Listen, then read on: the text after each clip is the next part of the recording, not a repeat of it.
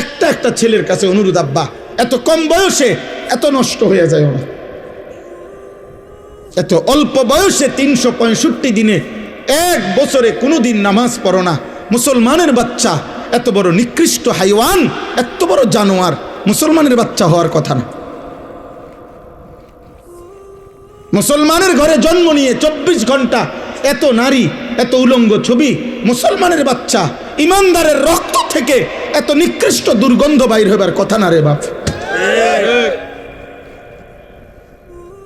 এত জঘন্য, এত বড় নিকৃষ্ট জঘন্য আচরণ হওয়ার কথা না। ছি ছি ছি ছি বেটা, কাপুরুষ বেটা, তোরা কাপুরুষ বেটা, তোদের যাদের চুল বেঈমানের মতো, তোরা কাপুরুষ মনে রাখিস। আমি বললাম বুজদিল বেটা, কাপুরুষ, ভীরু বেটা। তোমার আল্লাহ আছে, তোমার নবী আছে, তোমার ধর্ম আছে, তোমার কোরআন আছে, তোমার ইসলাম আছে, তোমার ইসলামের সব সৌন্দর্য সুন্দর, তোমার নবীর সব সুন্দর। নবী সাল্লাল্লাহু আলাইহি সাল্লামের আদব, আখলাক, চলা ফেরা, চুল, চেহারা, আচরণ, উচ্চারণ, রাত দিন, ঘর সংসার, বাজার ব্যবসা, দেশ রাষ্ট্র রাজনীতি, নবীজি সাল্লাল্লাহু আলাইহি সাল্লামের বাথরুমে ঢুকা, বাথরুম থেকে বের হওয়া, নবীজির খাবার আহার নিদ্রা, নবীজির চলা ফেরা, নবীজির সব সুন্দর। নবী সাল্লাল্লাহু আলাইহি সাল্লাম ইতিকাফ করতেন রমজানের শেষ 10 দিন। ইতিকাফ অবস্থায় মসজিদে নববী থেকে তিনি মাথাটা নবীর স্ত্রীদের দিকে বাইর করে দিতেন, আর মাথা মোবারকের মধ্যে বিবিরা তেল দিয়ে চুল আশ্রয় দিতেন। অর্থাৎ ইতিকাফ অবস্থায়ও নবী তার সৌন্দর্যের, তার চুল পরিচর্যার, চুলে তেল মাখা এতটুকু যত্নবান তিনি ছিলেন। তিনি এতটা সুন্দর ছিলেন, তিনি এতটা স্মার্ট ছিলেন। তুমি আখলাক নাই, চরিত্র নাই, কোন বেঈমানের মতো চুল রাখলা? ওই বেঈমানের জন্মের ঠিক আছে কিনা তাও তো তুমি জানো না, ওই বেঈমানের চরিত্র আছে কিনা তাও তো জানো না।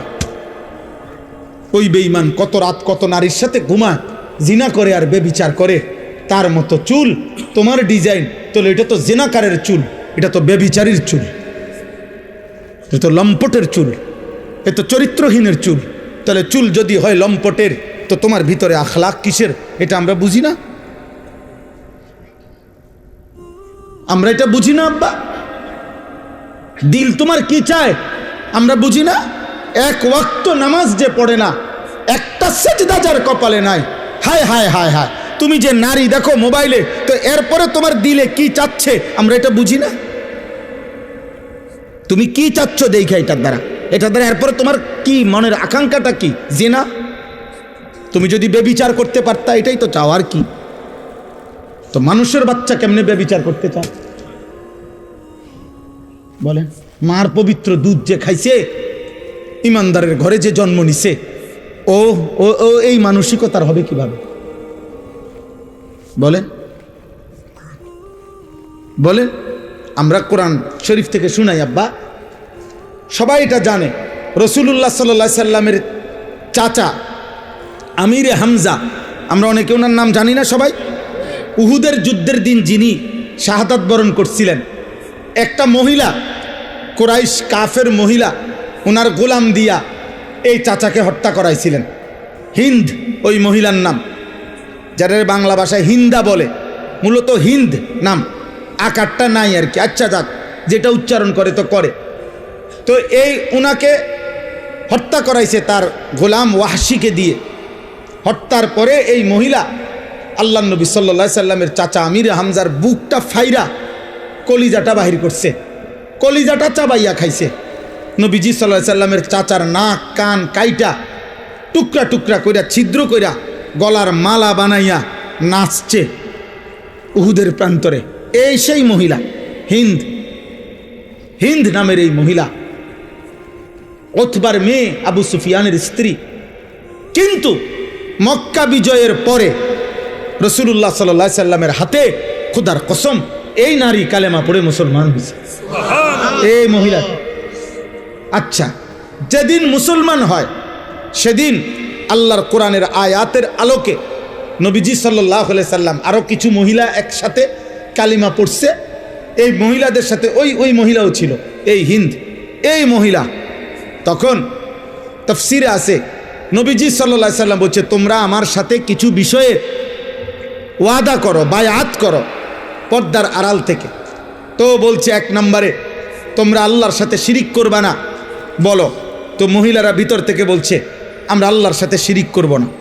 বলছে তোমরা বলো ওয়ালা ইয়াসরিকনা, চুরি করব না। তারা বলছে আমরা কখনো চুরি করব না। ওয়ালা ইয়াজনিনা, এই 3 নম্বরে নবীজি বলছে যে তোমরা এ কথার শপথ করো, বায়াত করো যে আমরা ব্যভিচার করব না, জিনা করব না। কথা বুঝেন নাই? আমরা জিনা করব না, ব্যভিচার করব না। আল্লাহর কসম, তাফসীরে আছে এই মহিলা কাফের ছিল এতদিন, এই মাত্র কালেমা পড়ছে, উনি ভিতর থেকে প্রতিবাদ করছে মুহাম্মদ এটা কি বললা, কি করবে না, কি বললা? তখন বলছে তোমরা জিনা করবে না, এটা কও। তাফসীরের মধ্যে আছে আব্বা এই নারী যিনি, এই তো বললাম এত জঘন্য ছিল যে কলজা চিরা খাইছে, কাফের ছিল তিনি, কিন্তু তিনি তৎক্ষণাৎ প্রতিবাদ করে নবীকে বলছে মুহাম্মদ কোন বিবেকবান, কোন স্বাধীনা, কোন বংশীয়া নারী জিনা করতে পারে? এটা শপথ করব মানে? তাফসীরে আছে যে তুমি এটা কি বললা, জিনা করব, জিনা করব না এটা বলতে হবে কেন? কোন বিবেকবান স্বাধীনা বংশীয়া নারী জিনা করে? সে আসমান থেকে পড়ছে জানো, কাফের নারী, কাফের কাফের নারী বেটা, সবাক হয়ে গেছে। আরে আমি কাফের হইতে পারি, আমি মুশরিক হইতে পারি, কিন্তু বেবিচারী হব কেমনে?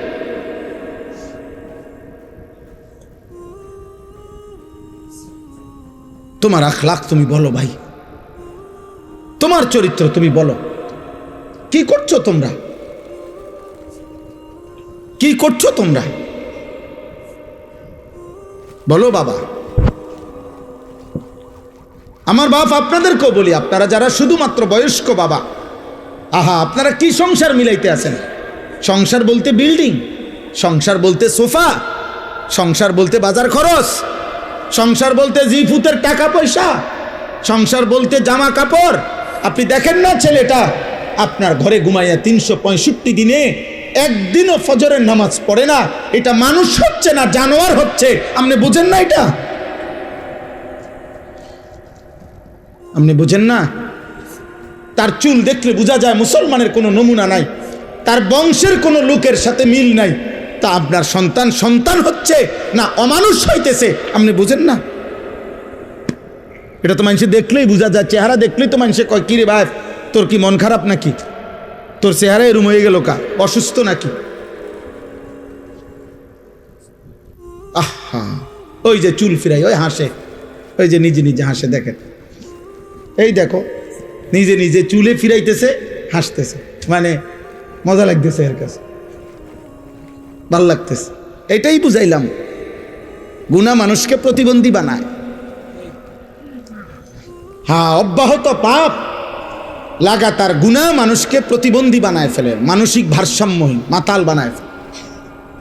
তার আর বিবেক বুদ্ধি কাজ করে না। মাতাল যারা মানে নেশা করে, মদ খায়, মাতাল, ওদের কি থাকে না? বিবেক বোধ। আচ্ছা, তো এটা দলিল কি? লাআমরুকা ইন্নাহুম লাফি সাকরাতিহিম ইয়ামাহুন। আল্লাহ তাআলা বলছে বন্ধু আপনার জীবনের কসম, এই নাফরমানরা তারা তাদের গুনাহ আর অবাধ্যতার মধ্যে মাতালের মতো ডুবে আছে। আল্লাহ কোরআন বলছে গুনাহ মানুষকে মাতাল বানায়, গুনাহ মানুষকে প্রতিবন্ধী বানায়। গুনাহ একটা সময় আর বিবেক বোধ কাজ করে না, ছেলেটার বুঝেই না যে এটা এখানে মানাবে কিনা। ওই এখান দিয়ে সারাক্ষণ গাড়ি যাইতেছে, ওই ছাড়ি দিয়ে বইয়া পেশাব করতে আছে। এখানে অসংখ্য মানুষ তাকাই আছে, মনে করেন ওই ওর নারী দেখতেছে, মোবাইল দেখতেছে, ইয়ারফোন লাগাইয়া আপনার গান শুনতেছে। এখানে মনে করেন অগণিত লোক চলাফেরা করতেছে, ও কোনোখান থেকে একটা মেয়ে টোকাইয়া আনছে, ওইটারে লইয়া মোটরসাইকেল দিয়া চলতেছে। বাকি মানুষগুলো দেখলে কি বলতেছে, ও এত কিছুর দরকার কি, আমি একটা অসভ্য চরিত্রহীন কোন আনতে একটা টয়া লইয়া আইছে, ওইটারে লইয়া মোটরসাইকেল দিয়ে ঘুরতে আসে। আহা, আল্লাহ আমাদেরকে হেফাজত করেন, আল্লাহ তোমাদেরকে বিবেক দান করেন, আল্লাহ অভিভাবকদেরকেও বুঝ দান করেন। এই সবগুলো কথার পরে নিজেরা যদি ভাবি আমরা পরিবর্তন দরকার, বদলানো দরকার, বদলানোর একটা সুযোগ মাহে রমজান খুব কাছাকাছি আমাদের। আল্লাহ আমাদের কাছে তাকওয়া চায়। আল্লাহ চায় প্রত্যেকটা মুসলমান ইমানদার। আমি ইমান দিয়েছি বান্দা, আমি তোমাদেরকে মুসলমান বানিয়েছি, আমি তোমাদের কাছে তাকওয়া চাই। তাকওয়া কি? গুনাহ থেকে মুক্ত জীবন, আমি আল্লাহর আমার রাসূলের আদেশ পালন, এই তাকওয়া চাই। এই তাকওয়ামূলক জীবনটা আল্লাহ তাআলা আমাদের প্রত্যেকের কাছে চায়। আমার বাপ, এইটাই আমার কথা শেষ। আমি চাই শুধু এতটুকু কথা বলতে। রমজান মাস আমাদের আর একদম কাছাকাছি। ফেব্রুয়ারি মাসের 17 তারিখ সম্ভাব্য চাঁদ উঠবে, 18 তারিখ রোজা শুরু হবে ইনশাআল্লাহ। তো আর 1 মাস নাই, আর তো কি নাই, 1 মাস বাকি নাই, একদম অল্প গুনাহ কয়েকটা দিন। এই গুনাহ কয়েকটা দিন আগে আমি আপনাদের কাছে বললাম, কিশোর যুবক ভাই তোমাদের কাছে বললাম, মহান আল্লাহ পাক রব্বুল আলামিন প্রত্যেকটা ইমানদার মোমেনের কাছে খুব বেশি চায় যে বান্দা আমি তাকওয়া চাই, মানে তোমার জীবনটা এমন বানাও, গুনাহ থেকে বাঁচো, আমি আল্লাহর হুকুম পালন করো। এই কথাটা আল্লাহ বারবার বলছে কোরআনে, ইয়া আইয়ুহাল্লাযীনা আমানুত্তাকুল্লাহ ইত্তাকুল্লাহ ইত্তাকুল্লাহ ইত্তাকুল্লাহ ইত্তাকুল্লাহ। হে ইমানদার, আল্লাহকে ভয় করো, আল্লাহকে ভয় করো, আল্লাহকে ভয় করো, আল্লাহকে ভয় করো, আল্লাহকে ভয় করো। ইয়া আইয়ুহান নাবিয়্যুত্তাকিল্লাহ। আল্লাহকে আল্লাহ বলে বান্দা শোনো, আল্লাহকে ভয় করা এটা এতটাই গুরুত্বপূর্ণ যে আমি নবীকে আলাদা বলছি, হে নবী আপনি আল্লাহকে ভয় করেন। আমি ইমানদারদেরকে আলাদা বলছি, ইয়া আইয়ুহাল্লাযীনা আমানুত্তাকুল্লাহ। হে ইমানদারগণ, আল্লাহকে ভয় করো। আল্লাহ বলেন শুধু নবীকে না, ইমানদারকে না। এবার শোনো, পৃথিবীর সমস্ত মানুষকে আমি বলছি, ইয়া আইয়ুহান নাসুত্তাকু রাব্বাকুম। হে মানব মণ্ডলী, আল্লাহকে ভয় করো, আল্লাহকে ভয় করো। আল্লাহর ভয় যার মধ্যে নাই ও মানুষ না, আল্লাহর ভয় যার মধ্যে নাই ও ইনসান না, আল্লাহর ভয় যার কথা কলিজার মধ্যে নাই ও মানুষ না। এজন্য আল্লাহর ভয় মানে গুনাহ ছেড়ে দেওয়া, আল্লাহর ভয় মানে আদেশ পালন করা। এই অনুভূতি, এই চেষ্টা ভাঙ্গা পড়বে, হুঁচট খাবে, কম হবে, ছুটে যাবে। গুনাহ তোমারও হয়, গুনাহ আমারও হয়, গুনাহ প্রত্যেকের হয়। কিন্তু আব্বা একটা হলো গুনাহ হয়ে যায়, পিছলা খেয়ে যায় মানুষ, কিন্তু আরেকটা হলো 24 ঘন্টা ঠান্ডা মাথায় পরিকল্পিতভাবে প্রতিদিন এক তালে এক রঙে এক ঢঙ্গে গুনাহ করতে থাকা, গুনার উপরে তৃপ্ত, গুনার উপরে মজা, গুনার উপরে সে চলতেছে ফিরতেছে। এটা কোনো মোমেনের পরিচয় হইতে পারে না, এটা কোনো মুসলমানের পরিচয় হইতে পারে না। তুমি গত 3 মাস নামাজ পড়ো 5 ওয়াক্ত, আজকে 1 ওয়াক্ত ছুটে গেছে, হইতে পারে। তুমি প্রতিদিন নারীর থেকে চোখ নামাও, আজকে হঠাৎ চোখ পড়ে গেছে, এটা হতে পারে। তুমি সবসময় সুন্দর করে কথা বলো, আজকে হঠাৎ জিদ্দের কারণে গালি দিয়ে ফেলছো, এটা হতে পারে। কিন্তু প্রতিদিন সুদ, প্রতিদিন কিস্তি, প্রতিদিন ওজনে কম দেওয়া, প্রত্যেক দিন গালি, প্রতিদিন নর্তকী দেখা, নাটক সিনেমা দেখা, প্রতিদিন ফজরের নামাজ পড়া, প্রতিদিন বেপর্দা চলা, প্রতিদিন নাটক সিনেমায় নর্তকীর নাচ গান দেখা, এটা খোদার কসম এটা কোনো মুসলমান সুস্থ স্বাভাবিক মুমিনের পরিচয় হইতে পারে না। আল্লাহ এটা বলছে, বান্দা আমি তাকওয়া চাই, বান্দা তুমি চেষ্টা করো, বান্দা পারবা, তুমি হিম্মত করো যে আল্লাহ আমি আপনাকে নারাজ করব না। আল্লাহ বলেন 11 মাস যদি তুমি কষ্ট করে আমি আল্লাহর হুকুম পালন কমও করে থাকো তো ঠিক আছে, যাও, আমি আল্লাহ আরও কমাইয়া দিলাম। একটা মাস আইয়ামাম মাদুদাত, গুনা গুনা 29 দিন অথবা 30 দিন, 31-32-এ যাবে না, সর্বোচ্চ 30 অথবা 29 দিন গুনার থেকে মুক্ত থাকবা, আমার আদেশ পালন করবা। রমজানের চাঁদ উঠবে, আবার ঈদের চাঁদ উঠবে, 30 দিনের ভিতরেই একটু যদি কেয়ারফুল হয়ে তুমি আমার হুকুমের উপরে চলো, আমি আল্লাহ ওয়াদা দিলাম 1 মাসেই 30 দিনেই আমি তোমারে মুত্তাকি বানিয়ে দেব, জান্নাত দিয়ে দেব। এইটাই শেষ কথা। ইয়া আইয়ুহাল্লাযীনা আমানু কুতিবা আলাইকুমুস সিয়াম কামা কুতিবা আলাল্লাযীনা মিন ক্বাবলিকুম লাআল্লাকুম তাত্তাকুন।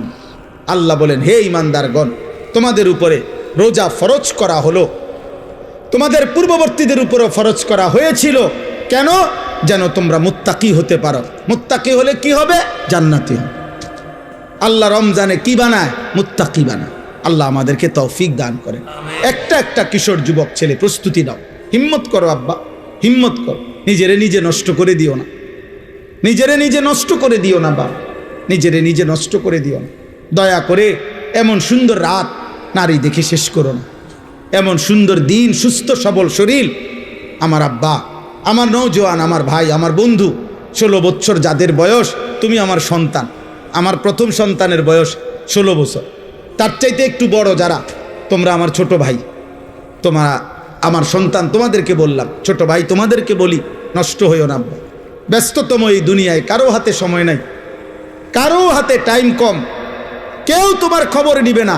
তুমি যদি নষ্ট হইতে হইতে, উলঙ্গ নর্তকী দেখতে দেখতে, জিনা ব্যভিচার করতে করতে, মদ জুয়ার আড্ডায় চলতে চলতে, অসৎ বন্ধুর আড্ডায় নষ্ট হইতে হইতে যদি গন্ধ শুঁটে পচ্চাও যাও, তারপরেও এই সমাজ তোমার টেনে ধরবে না।